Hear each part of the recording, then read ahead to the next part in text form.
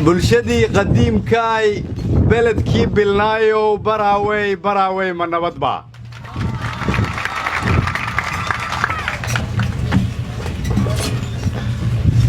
bulshadii barbaartaay baarankii ku caanay baraawey ma nabadba badweyntii hindiya iyo bilicdii ku caanay baana roomaha loo dhameeyay baraawey ma nabadba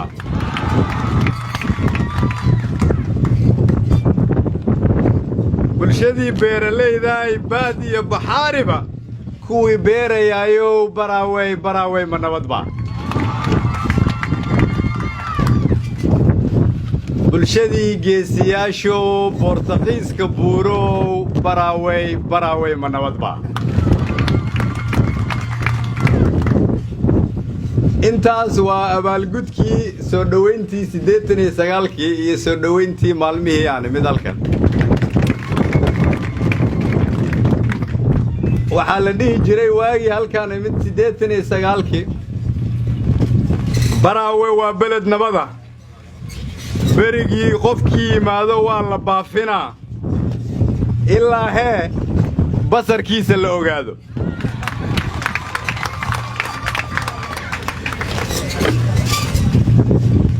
waxaan aad ugu faraxsanahay marka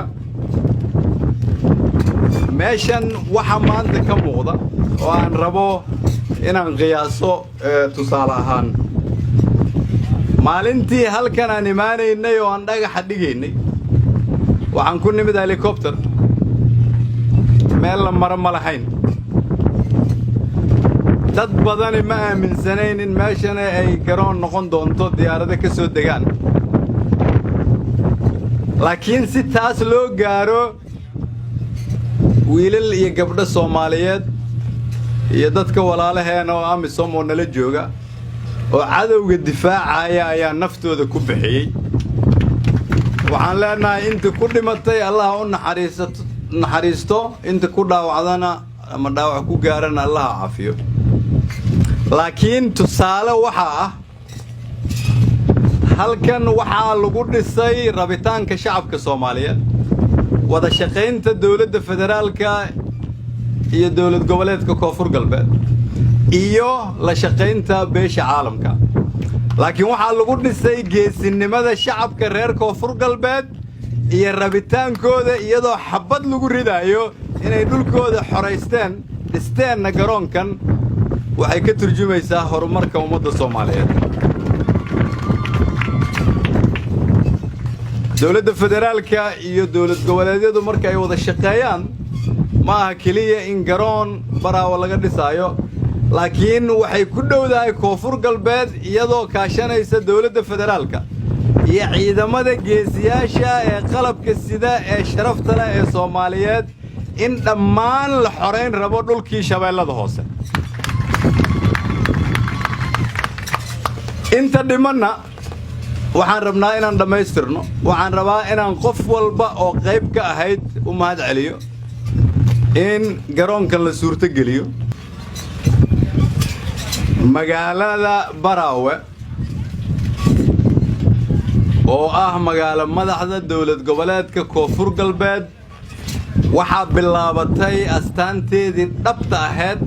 oo ahayd inay magaalo madax noqoto ummadda Soomaaliyeedna isugu keento halkan reer Koonfur Galbeed gaar ahaan reer Baraawe waxaan leeyahay hambalyo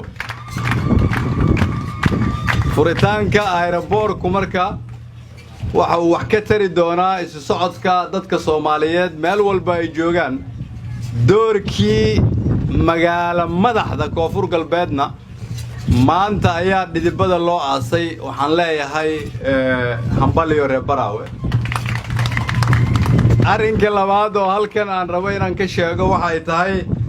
maadaama magaalo madaxdii Koonfur Galbeed Baraawe aan joogno dawlad goboleedka Koonfur Galbeedna laga rabo magaalo madaxda inay ku shaqeeyaan yaan laga ogolaanin Cabdicays iyo wasiiradiisu inay halkan ka laabtaan laga bilaabo saacadan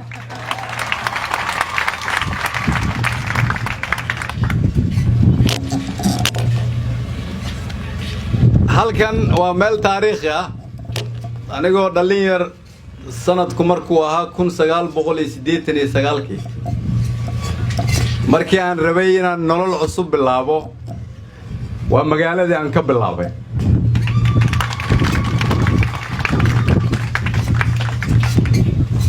حاجة 50 تيان كسر راعي كوني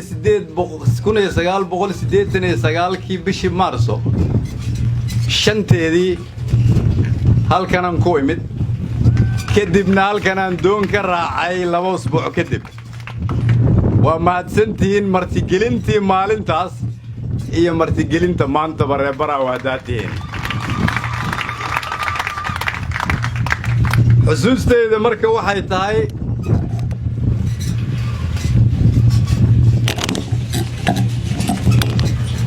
waxaa kaloon rabaa inaan halkan hortiina ka ballan qaado in 7 kiiloomitir oo isku xiraysa magaalada iyo garoonka inay dawladda federaalku idin ballan qaadaysa in la idin dhisaayo waa mahadsantiin